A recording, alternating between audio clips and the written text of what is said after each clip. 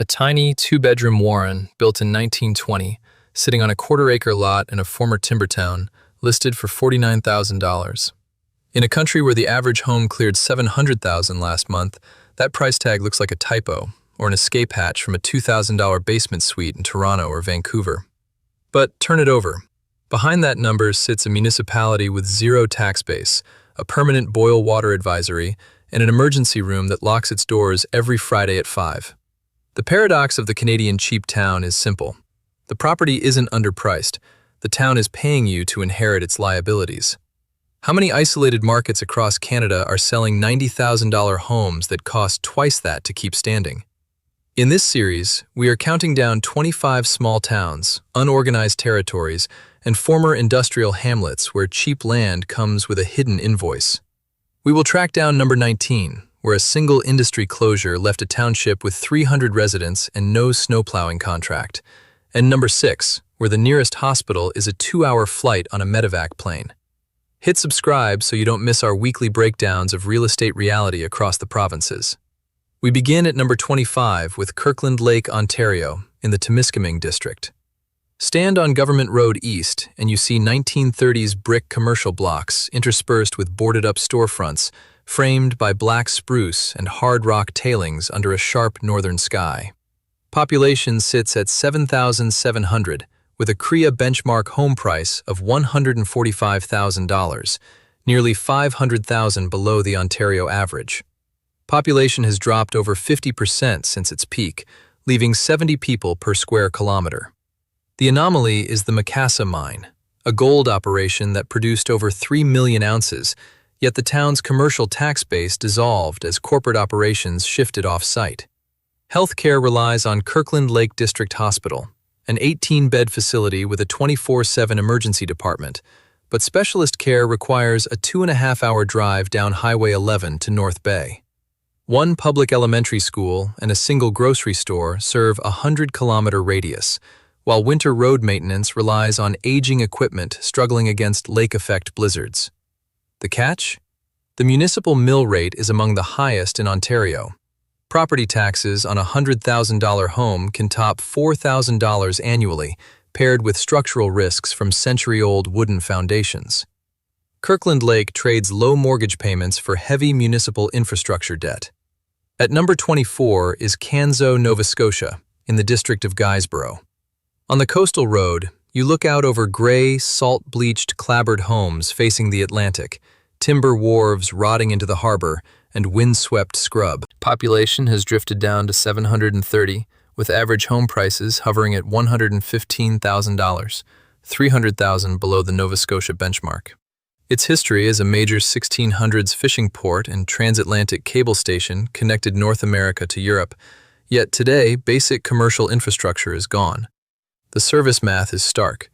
Eastern Memorial Hospital has just 10 beds, and its emergency department frequently closes on weekends due to staffing shortages, forcing a 45-minute ambulance run along Highway 16 to Guysborough. High school students endure a 90-minute daily bus ride each way, mobile coverage drops outside the harbor bowl, and heating relies on expensive delivered oil or wood pellets. The catch is insurance and isolation. Underwriters routinely deny policies on older coastal homes with oil tanks or knob and tube wiring, leaving buyers unable to secure a CMHC-backed mortgage regardless of credit score. Canso buys oceanfront solitude at the price of absolute self-sufficiency when weather turns. Number 23 brings us to Uranium City, Saskatchewan, an unorganized settlement in the northern Saskatchewan Administration District. Stand on the gravel airstrip and you see empty paved streets overtaken by birch saplings, rusted pickups, and the vast, cold expanse of Lake Athabasca. Permanent population has dwindled to fewer than 50, down from 5,000 during the Cold War uranium boom. Benchmark prices do not exist on the MLS. Unserviced lots and derelict structures trade privately under $20,000. This was a planned boomtown built by Eldorado Mining in the 1950s, complete with modern schools and arenas that now sit abandoned in the bush.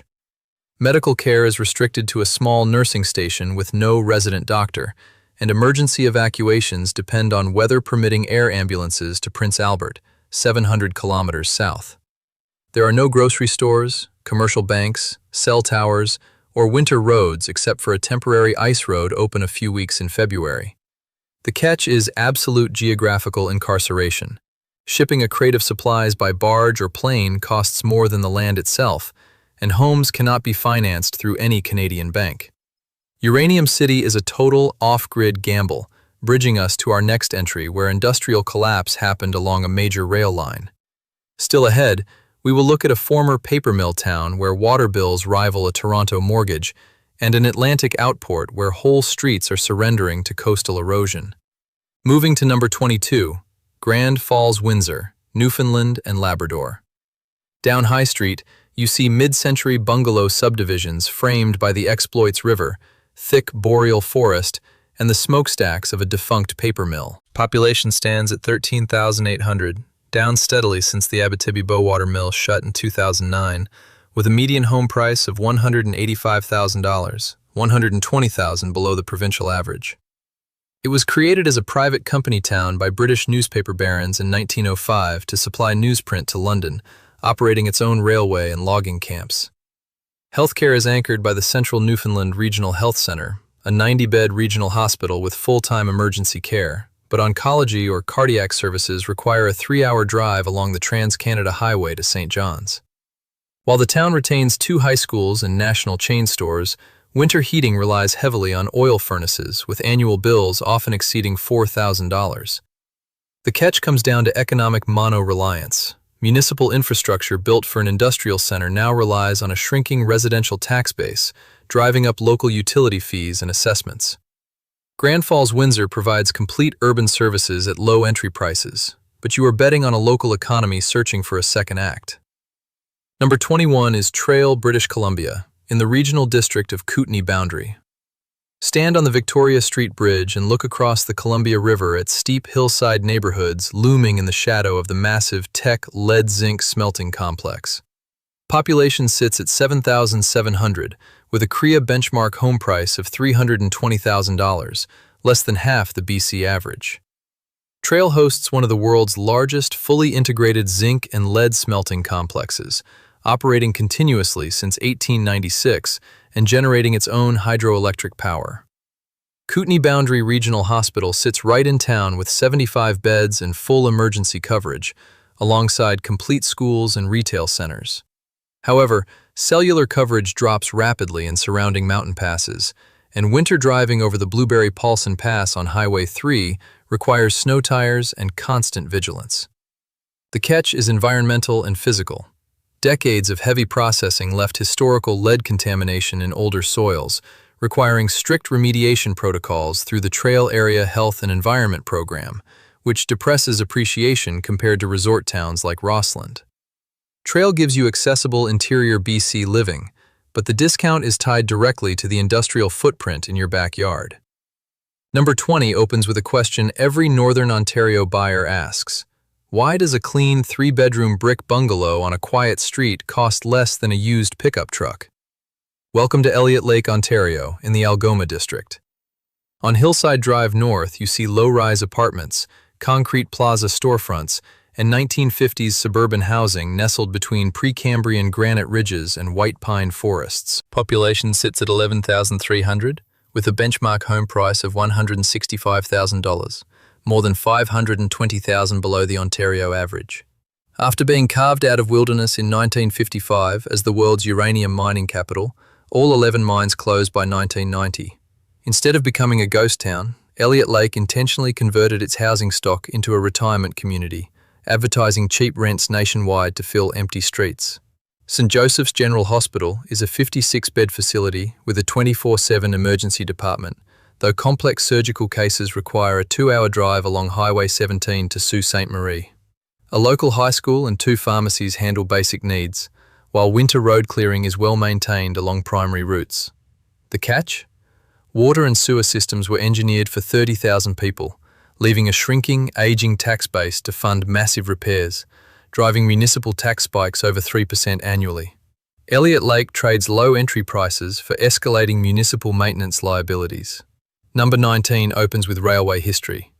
In Creelman, Saskatchewan, an incorporated village within the rural municipality of Fillmore Number 96, The view down Main Street consists of 3 wooden grain elevators, gravel cross streets, weathered false front timber buildings, and endless flat wheat fields. Population has dropped to 61, with properties listed as low as $35,000, more than $270,000 below the Saskatchewan benchmark. Creelman features a preserved 1908 grain elevator, one of the last operational wooden elevators on the Canadian Pacific Line, surviving long after neighbouring stops were demolished. Service math is unforgiving. There is no hospital, clinic, or pharmacy. Emergency care relies on the Fillmore Health Centre 15 minutes away, which offers primary care but no emergency department, forcing a 50-minute ambulance sprint along Highway 33 to Weyburn General Hospital. The local school closed decades ago, meaning children spend 40 minutes on a school bus to Fillmore. Cell coverage drops to a single bar during winter storms, and water service relies on small municipal wells, requiring private softeners. The catch sits at 38 kilometres. That is the distance to the nearest full-service grocery store, meaning every forgotten staple or doctor visit requires an hour of round-trip driving on unsalted gravel roads. Creelman gives you land for next to nothing, paid for in constant isolation and travel costs. What happens when a town's primary economic engine disappears overnight? That is the story at number 18, Miramichi, New Brunswick, in Northumberland County. Looking across the Miramichi River from Water Street, you see historic brick facades, timber shipyards converted into parkland, and asphalt strip malls set against thick spruce forest. Population stands at 11,500, down steadily since the paper mill shut, with a median home price of $195,000, roughly $100,000 below the New Brunswick average. Miramichi was once Atlantic Canada's largest shipbuilding hub, constructing wooden-masted vessels for global trade routes before transitioning into paper manufacturing. Healthcare is delivered by Horizon Health Network's Miramichi Regional Hospital, a 173-bed facility running a full-time emergency department. Primary schools and national grocers operate right in town, and plowing along Route 11 is reliable. The catch is heating and structural math. Over 60% of affordable properties rely on forced air oil systems, where replacing an outdated oil tank to satisfy provincial environmental standards costs between $4,000 and $7,000 out of pocket before an insurer will write a policy. Miramichi offers real urban infrastructure at maritime prices, provided you have capital to update aging heating systems. Midway through our second leg, still ahead in our countdown, we will visit a former mining enclave where land beneath houses is leased rather than owned, and a remote coastal district where winter road access completely disappears for 4 months of the year. At number 17, we turn to Flin Flon, Manitoba, an unusual municipality straddling the Manitoba and Saskatchewan border. Standing on Main Street, you see homes built directly onto bare Canadian Shield rock outcroppings, wooden boardwalks replacing underground footings, and the towering smokestack of the Hud Bay zinc smelter dominating the skyline. Population sits at 4,900, with a CREA benchmark price of $120,000, $220,000 below the Manitoba average. Flin Flon is the only city named after a science fiction novel character, Josiah Flintabaity Flonaton, created by a prospector who found a paperback on the trail in 1915. Service math includes Flin Flon General Hospital, a 30-bed facility offering 24-hour emergency coverage, though specialized pediatric or oncology care requires an 8-hour, 700-kilometer drive south to Winnipeg on Highway 10. A local high school, 2 grocery stores, and full cell coverage serve the core town, but municipal roads are notoriously rough due to frost heave against bedrock. The catch lies in soil and foundations. Because terrain is solid granite, many homes rely on above-ground insulated utility pipes called utilidors, or private septic holding tanks, where freezing risks during -40 winter stretches can result in emergency plumbing bills exceeding $5,000.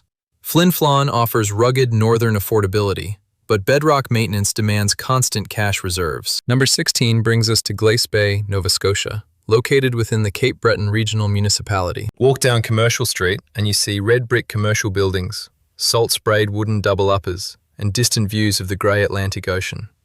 Population has declined to 17,000, with average home prices sitting at $160,000, over $250,000 below the Nova Scotia average. Glace Bay was once North America's coal mining heartland, powering Canada's industrial revolution through massive undersea mines like Colliery No. 26. Servicemath features Glace Bay Hospital, a 30-bed facility, but its emergency department suffers from frequent temporary closures due to staffing shortages, redirecting trauma cases 25 minutes away to Cape Breton Regional Hospital in Sydney. Local schools and pharmacy services are accessible, but high-speed fibre internet is limited outside the main strip, and cell service struggles in low-lying coastal pockets. The catch is the physical legacy of coal. Hundreds of homes sit over historical underground mine workings, requiring specialised mine subsidence insurance clearance, while coastal dampness drives home heating costs up to $600 a month during winter. Glace Bay offers rich history and low acquisition costs, balanced against coastal weather and legacy industrial decay. Every single one of these towns presents the same fundamental choice. You trade a lower mortgage for higher operational costs and longer drives. If you are tracking these market shifts across the country, hit subscribe.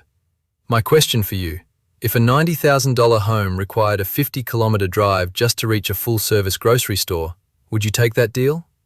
Drop your thoughts in the comments and stay tuned as we enter the top 15. We enter the top 15 at number 15 with Kapuskasing, Ontario, in the Cochrane district. Stand on Government Road along the Kapuskasing River and you see massive brick paper mill structures, neat Gothic arch houses built during the 1920s planning boom, and black spruce forests stretching in every direction. Population sits at 8,200, with a CREA benchmark home price of $140,000, $540,000 below the Ontario average. Kapuskasing began as a World War I internment camp before becoming Canada's first planned model industrial community, built around the giant Spruce Falls Power and Paper Company.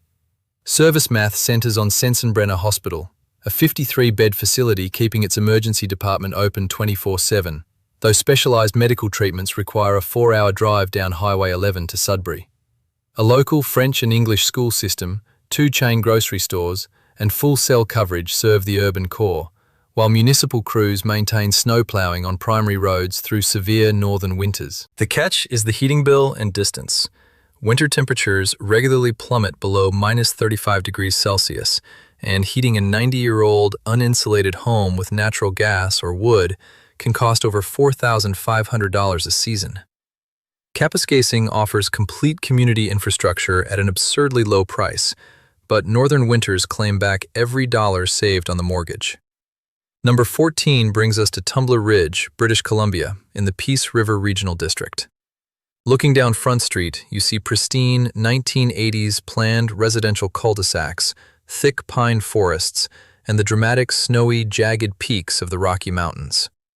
Population stands at 2,400, with a CREA benchmark home price of $175,000, nearly $700,000 below the BC benchmark. Tumbler Ridge was built from scratch in 1981 at a cost of over $500 million as a modern municipal megaproject to support metallurgical coal extraction, complete with underground utilities and paved trails.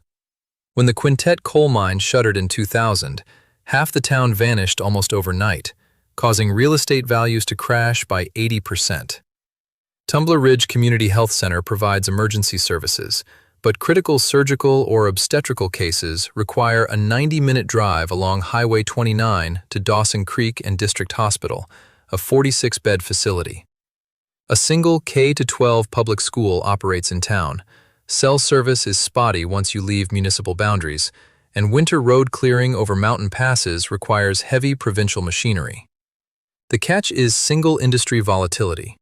The municipal tax base is entirely tied to international metallurgical coal demand, meaning a single mine closure can freeze the local real estate market for a decade. Tumbler Ridge gives you modern mountain living for a fraction of BC prices, directly exposed to global commodity markets. Number 13 takes us to Murdochville, Quebec, in La Haute-Gaspésie Regional County Municipality. Standing on Rue Principale, you see rows of uniform 1950s company-built houses, quiet, empty streets, and rounded, treeless summits of the Chic-Choc Mountains dotted with industrial wind turbines. Population has dropped to 650, with median home prices sitting at $65,000, roughly $350,000 below the Quebec benchmark.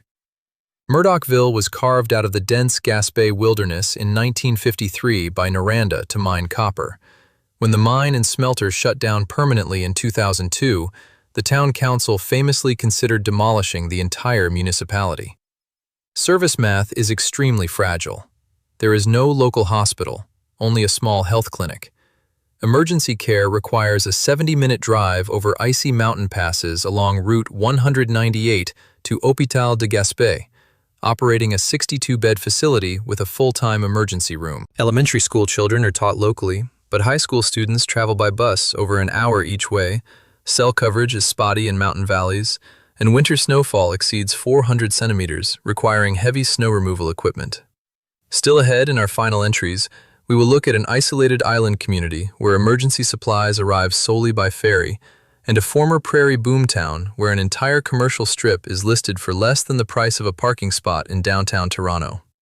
Take a quick moment to drop a comment below with the cheapest property listing you have found in your province. Continuing to number 12, we find Lynn Lake, Manitoba, an unorganized municipal town in the northern region. Looking across the gravel main street, you see weathered wooden cabins, abandoned commercial storefronts, and dense boreal forest surrounding cold tundra lakes. Population has dwindled to under 500 residents, with properties listed on public records as low as $30,000, over $310,000 below the Manitoba provincial figure. Lynn Lake was established in 1950 after Sherritt Gordon Mines literally moved an entire town, including over 50 houses and a church, 180 kilometers across frozen lakes on tractor-pulled sleds from Sheridan. Service math is minimal. Lynn Lake Hospital provides a small bed facility with basic emergency services, but severe medical emergencies require a 3-hour drive along gravel PR 391 to Thompson General Hospital, a 74-bed facility, or a medevac flight to Winnipeg. There is a single small northern store, no pharmacy, cell coverage is limited strictly to the town core, and the single access road is a remote gravel highway that suffers severe washouts during spring thaws. The catch is $85,000. That is the estimated cost to install an off-grid alternative energy system and transport building supplies to repair structural rot, making renovation costs triple the property's market value. Lynn Lake offers cheap acreage and northern wilderness, but physical costs of remote maintenance will break any budget. As we approach the top of our countdown, the gap between picturesque curb appeal and financial survival becomes a chasm. At number 11, we arrive in Grand Bank, Newfoundland and Labrador, an isolated town on the Burin Peninsula. Walk along Water Street and you see colorful, ocean-facing 2-story salt box houses, traditional fish drying flakes, and concrete breakwaters taking the brunt of gray Atlantic swells. Population stands at 2,100, down over 20% in recent census cycles, with median home prices sitting at $95,000, roughly $210,000 below the Newfoundland average. In the late 19th century, Grand Bank was the banking schooner capital of the Dominion of Newfoundland, sending high-seas fishing fleets to the Grand Banks and building elegant Queen Anne-style mansions that still stand today. Service math is unforgiving. The local U.S. Memorial Health Center provides primary care and long-term beds, but its emergency room operates on reduced hours and frequently diverts critical trauma patients to Burin Peninsula Healthcare Center, a 41-bed facility located a 45-minute ambulance drive away. High school students attend a consolidated regional school. Cell coverage drops out completely along rural stretches of Route 220, and winter blizzards bring severe drifting that can isolate the peninsula for days. The catch is financing and structural decay. Major Canadian banks routinely refuse CMHC-insured mortgages on sub-$100,000 outport properties with century-old stone foundations, leaving buyers forced to secure private financing at rates exceeding 9%. Grand Bank offers historic maritime charm at a fraction of urban costs, trading a low purchase price for severe mortgage hurdles and Atlantic weather risk. Number 10 brings us to Gold River, British Columbia, in the Strathcona Regional District on Vancouver Island. Stand on Mukalat Drive and you see 1960s suburban bungalows with deep setbacks, surrounded by giant cedar trees and sharp granite mountain peaks dropping into deep fjord waters. Population sits at 1,200, with a CREA benchmark home price of $280,000, more than 600,000 below the BC average. Gold River was constructed in 1965 as Canada's first underground wired, all-electric model industry town, designed specifically to serve the giant Tassis Company pulp mill. When the mill closed permanently in 1999, over half the workforce departed, leaving immaculate suburban streets carved into the rainforest. Gold River Health Clinic provides basic urgent care during daytime hours only. Emergency cases require an 80-minute drive along Highway 28 over winding mountain passes of Strathcona Provincial Park to Campbell River General Hospital, a 95-bed facility. A single combined elementary and secondary school serves the valley. High-speed fiber internet is unavailable in older subdivisions, and winter road clearing requires constant provincial plowing to keep the pass open during heavy coastal snowpacks. The catch is 35%. That is the surcharge added to home insurance premiums due to extreme wildfire risks in the surrounding timber canopy, coupled with high freight costs for basic goods delivered via the single-access road. Gold River offers majestic Pacific Northwest scenery for less than the cost of a condo deposit in Victoria, paid for in long mountain drives and elevated insurance liabilities. At number 9, we head to Canso's northern cousin, New Waterford, Nova Scotia, within the Cape Breton Regional Municipality. Walking down Plummer Avenue, you see modest, vinyl-sided miners' cottages, boarded-up brick commercial fronts, and tall wind turbines spinning against the gray skyline of the Cabot Strait. Population has declined to 5,200, with a median home price of $135,000, nearly $280,000 below the Nova Scotia benchmark. New Waterford was the epicenter of fierce labor standoffs between the British Empire Steel Corporation and local coal miners in the 1920s, culminating in the death of miner William Davis and establishing an indelible regional union identity. Service math is heavily strained. Local New Waterford Consolidated Hospital has suffered repeated temporary emergency department closures, forcing residents to drive 25 minutes to Sydney's regional facility. While basic grocery stores and primary schools operate locally, property tax mill rates in the municipality remain among the highest in Atlantic Canada to cover shrinking industrial tax revenue. The catch sits at $6,000. That is the typical upfront expense required to replace aging knob and tube electrical wiring or old oil tanks before a major insurer will issue a policy, effectively doubling the required cash on hand for first-time buyers. New Waterford offers ultra-affordable entry-level housing, but you are buying into an area struggling under heavy municipal tax loads and aging housing stock. Still ahead in our final entries, we will reveal a former prairie rail junction where entire residential lots sell for less than $5,000, and the ultimate number 1 location where a former industrial stronghold sits with a 40% vacancy rate. Number 8 takes us to Coconour, Ontario, an unorganized settlement within the municipality of Red Lake in the Kenora district. Looking across gravel lanes toward Red Lake, you see modest mid-century timber cabins, rusted mining equipment, and float planes parked along wooden docks against cold Canadian Shield waters. Population sits at under 600, with average property values trading around $110,000, over $600,000 below the Ontario provincial figure. Coconour Willans Gold Mine yielded over 1 million ounces of high-grade gold from deep underground shafts before shutting down, leaving behind an isolated residential pocket in northwestern Ontario. Service math is extreme. Red Lake Margaret Coconour Memorial Hospital, an 18-bed facility, is 20 minutes away in Red Lake proper, but advanced trauma care requires a 6-hour drive along Highway 105 to Kenora, or a medevac flight to Winnipeg, over 500 kilometers west. There are no local grocery stores or pharmacies in Coconour itself. Cell service is patchy near lake shores, and winter road maintenance along Highway 105 must handle sub-40 temperatures and heavy ice packs. The catch is total geographical isolation. Living at the end of Highway 105 means gasoline, building materials, and food carry an automatic northern price markup of up to 25% above southern Ontario rates. Coconour provides affordable northern living for those seeking absolute wilderness, but everyday goods carry an inescapable isolation tax. Which brings us to the edge of the top entries, where the paradox of cheap land reaches its absolute extreme. A market where high-end stone homes sell for under $100,000, but the cost of keeping them heated and serviced threatens to bankrupt anyone who buys in without checking the math. And that brings us to number 1, Ocean Falls, British Columbia, in the Central Coast Regional District. Walk down wooden boardwalks and you see colossal, crumbling concrete industrial mill walls, abandoned three-story apartment blocks covered in green moss, weathered timber houses sitting on pilings, and mountains plunging directly into cold Pacific fjord waters. Permanent population has dropped to under 30, down from over 3,000 during its peak mid-century industrial boom. Benchmark home prices on the MLS do not exist. Weathered houses and oceanfront lots trade privately or through tax sales for as little as $15,000, nearly $800,000 below the BC benchmark.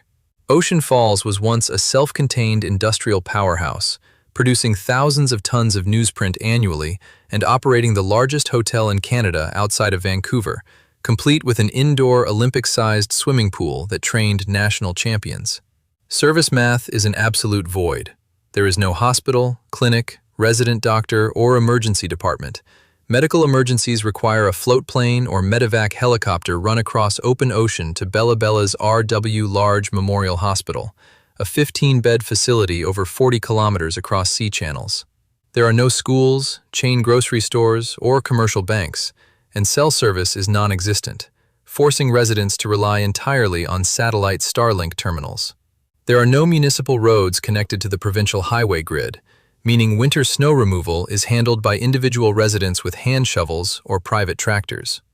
The catch is 95. That is the percentage of goods, fuel, and building supplies that must arrive exclusively by BC ferries or private boat, driving basic freight costs so high that replacing a damaged roof can run $50,000 in transport costs alone. Ocean Falls represents the ultimate extreme of Canadian real estate geo-arbitrage, offering total wilderness isolation at a nominal purchase price, but demanding absolute self-reliance and massive capital reserves to maintain a physical footprint. Cheap Canadian real estate is not a mystery or a hidden bargain. It is simply the market pricing in the exact cost of distance, emergency services, and structural maintenance that major urban buyers take for granted.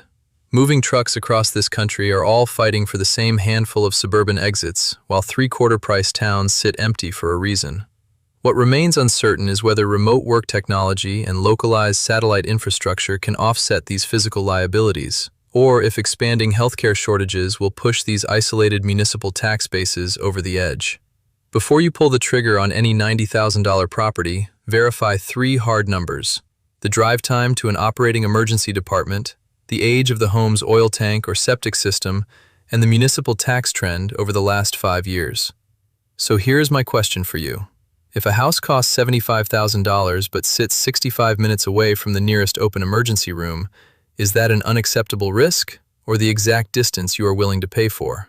Hit subscribe to stay updated on real estate realities across Canada, and join us in our next episode where we explore the 5 Canadian markets where housing inventory is piling up at the fastest rate in a decade.